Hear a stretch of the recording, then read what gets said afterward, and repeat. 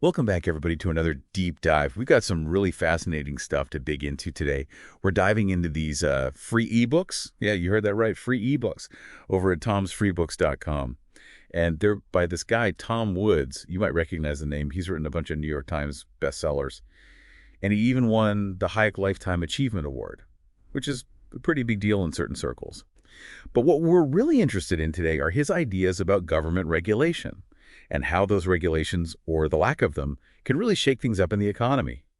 And let me tell you, if you're someone who thinks the American establishment has been killing it, doing a fantastic job for everybody, well, these ebooks might make you raise an eyebrow or two. Yeah, Tom definitely doesn't pull any punches. I mean, he really takes aim at what he calls the deregulation myth, this idea that the 2008 financial crisis was all because the government wasn't doing enough regulating. Yeah, that's the one you hear all the time, right? Yeah. Less regulation equals total economic meltdown. But Tom's argument is way more complicated than that. Exactly. He makes this really interesting point. He says a lot of the risky stuff that banks were doing before the 2008 crisis, the things that supposedly caused the whole thing to blow up, were things they could have been doing anyway, even with more regulations. Like there wasn't some specific rule that got repealed that would have stopped those actions from happening in the first place. So it's not as simple as get rid of the rules and everything goes to hell. Nope. Not even close.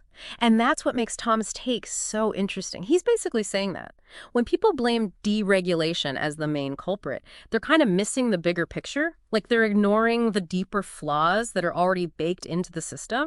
He uses Bernie Madoff as an example. You know, the guy behind that massive Ponzi scheme? Oh, yeah. Well, Tom points out that the SEC, even with all their funding and staff, and they had a lot, they totally missed Madoff's scheme for years. That's crazy. If the regulators can miss something that big, even with all those resources, Yeah. I mean, what does that really say about the whole idea of regulation as a way to protect us? It definitely raises some serious questions, right? Like maybe it's not just about the specific rules, maybe it's about the system itself. And this is where he starts critiquing things like the Dodd-Frank Act, which was, passed after 2008, supposedly to prevent another crisis from happening. But Tom argues that it doesn't really address some of the fundamental problems, like the role of the Federal Reserve in creating those housing bubbles in the first place, or the fact that regulatory agencies can sometimes get too cozy with the industries they're supposed to be regulating. So just slapping on more regulations, that might not actually solve the problem? That's exactly what Tom wants us to consider. He thinks we need to shift our focus and look more closely at the role of government housing policy in the 2008 crisis, which is something that often gets overlooked. Now, that's interesting. So how does housing policy fit into all of this? Well, Tom argues that government agencies like Fannie Mae and Freddie Mac, they were under a ton of pressure to meet these affordable housing goals, and that pressure ended up pushing them to purchase a lot of risky subprime mortgages and to lower their underwriting standards. Basically, they were being incentivized to take on more and more risk, which of course ended up fueling the whole housing bubble. Ah, okay. So if these government agencies are gobbling up all these risky mortgages, it's kind of creating this ripple effect. That messes up the whole market, right? Exactly. And Tom brings up this company, Countrywide Financial. They were a big lender back then, and they were basically catering to this huge demand for subprime mortgages coming from Fannie and Freddie, which again just adds more fuel to the fire. It's almost like the government was kind of accidentally pushing everyone to behave in this really risky way. That's a really important part of Tom's argument. And get this, he points out, that at first, all these government officials, they were taking credit for the fact that homeownership rates were going up, because of their policies.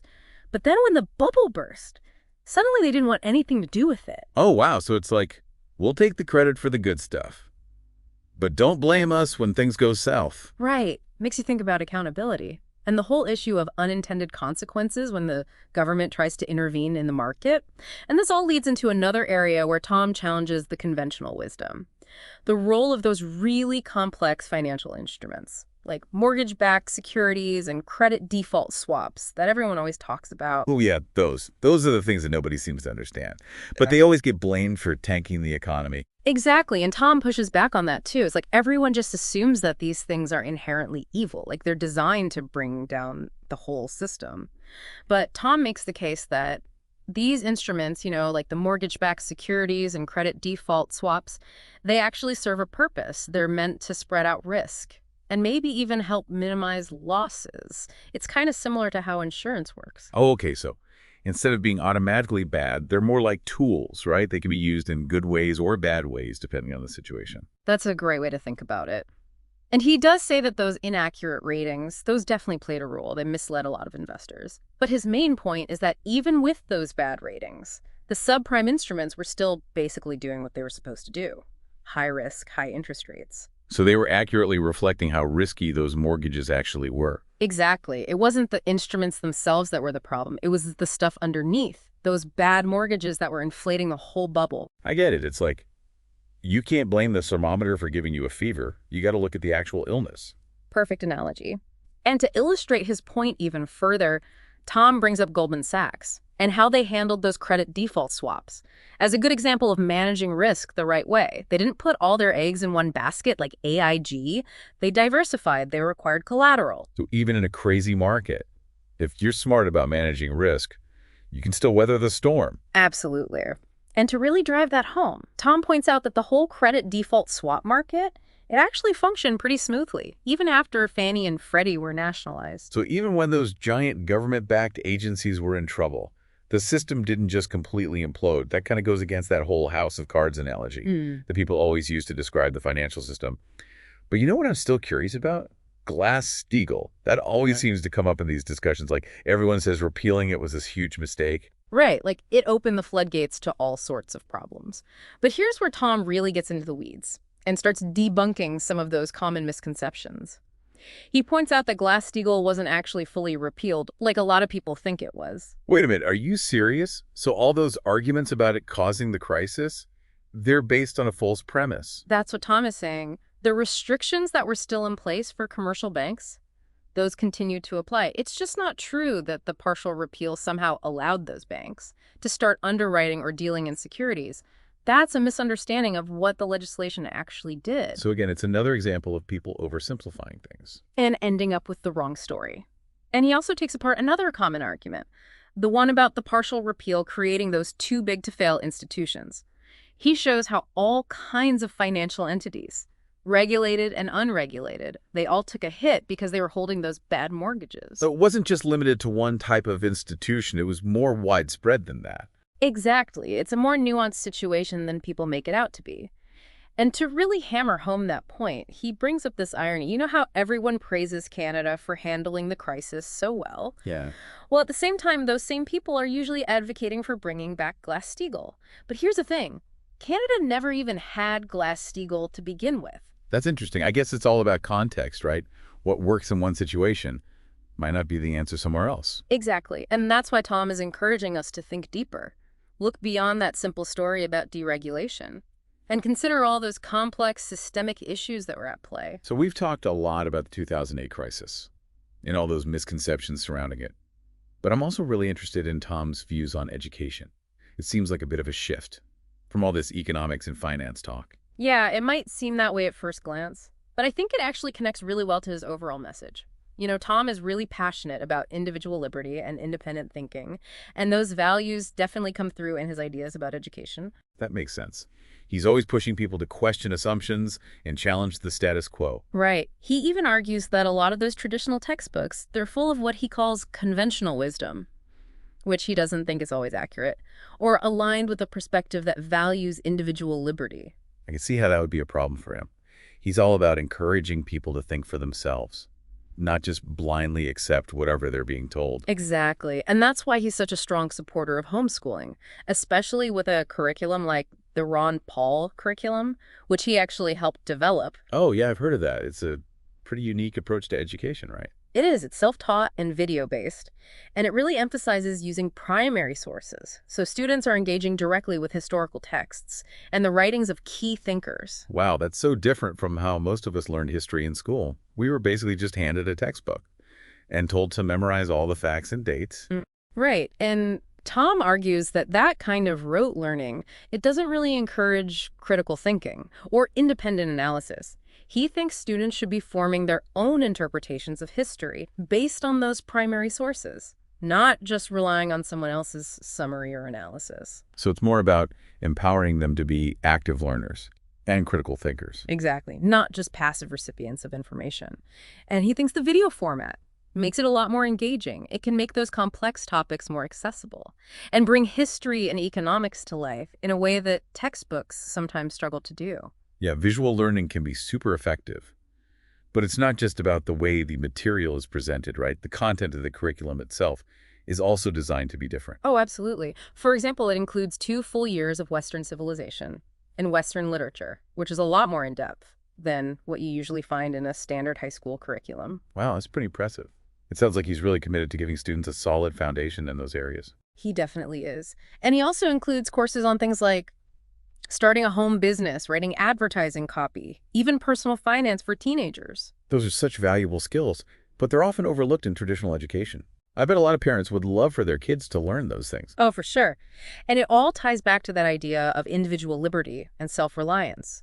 Tom wants to equip students with the knowledge and skills they need to succeed on their own, without being dependent on the government or any other institution. So even though the Ron Paul curriculum might not be for everyone, it's a really fascinating example of how Tom's ideas about individual liberty, they go way beyond economics and into things like education. It really does. And it shows how passionate he is about empowering people to think for themselves and take control of their own lives, whether it's their finances, their education, or their role in society.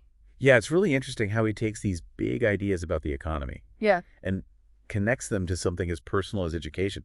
Like it all comes back to that idea of giving individuals more power, right? Exactly. And he doesn't stop there either.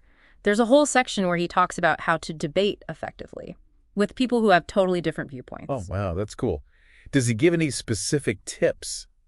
I feel like that's something we could all use a little help with these days. He does, and it ties back to his whole critique of traditional education. He says a lot of the arguments we hear, especially from people on the left, they're based on this particular worldview that's often presented in those same textbooks he was criticizing earlier. Ah, so he's saying we need to be aware of the underlying assumptions behind those arguments. Exactly. You got to understand where they're coming from. And he even suggests that a curriculum, like the Ron Paul curriculum, can actually help prepare students to engage in those debates more effectively because they've been exposed to a wider range of perspectives from a younger age. That makes sense. If you've been taught to think critically and question things, you're not going to just automatically buy into any argument someone throws at you. Right. It's about having the tools to break down those arguments and really see what's going on beneath the surface. It's like he's giving you this behind-the-scenes look at how certain narratives get created, and then he's giving you the tools to challenge those narratives. That's a great way to put it. He doesn't want people just parroting what they've heard. He wants them to think for themselves. It's like he's saying, don't let other people define the terms of the debate. Do your own research, think it through, and be ready to make a solid argument. Yeah. It's like a call to arms for intellectual self-defense, especially in a world where some ideas are presented as unquestionable, like you're not even allowed to disagree. That's so true. It's so easy to just go with the flow. Yeah. And accept whatever seems to be the popular opinion. It is, but Tom's urging us to resist that. He wants us to question everything, dig deeper, and come to our own conclusions. So as we wrap up our deep dives into Tom Woods' free ebooks, I think the biggest takeaway is this. Don't be afraid to question the conventional wisdom. Absolutely. Seek out different viewpoints, think critically, and never stop learning. And maybe most importantly, don't shy away from those tough conversations, even if they challenge your own beliefs. Exactly, because real understanding, it comes from wrestling with different ideas and being open to changing your mind. Well said. So to everyone listening, what stood out to you the most? What parts really got you thinking? Take some time to reflect on these ideas. Where could you go next to keep exploring these topics? And if you're curious to learn more, head over to tomsfreebooks.com and check out Tom Woods' collection. You can download them for free, so why not? You might be surprised by what you discover. But remember, it's not just about reading. It's about thinking critically about what you read. Don't just take everything at face value. Question it, challenge it, and see where that takes you. Happy exploring, everyone.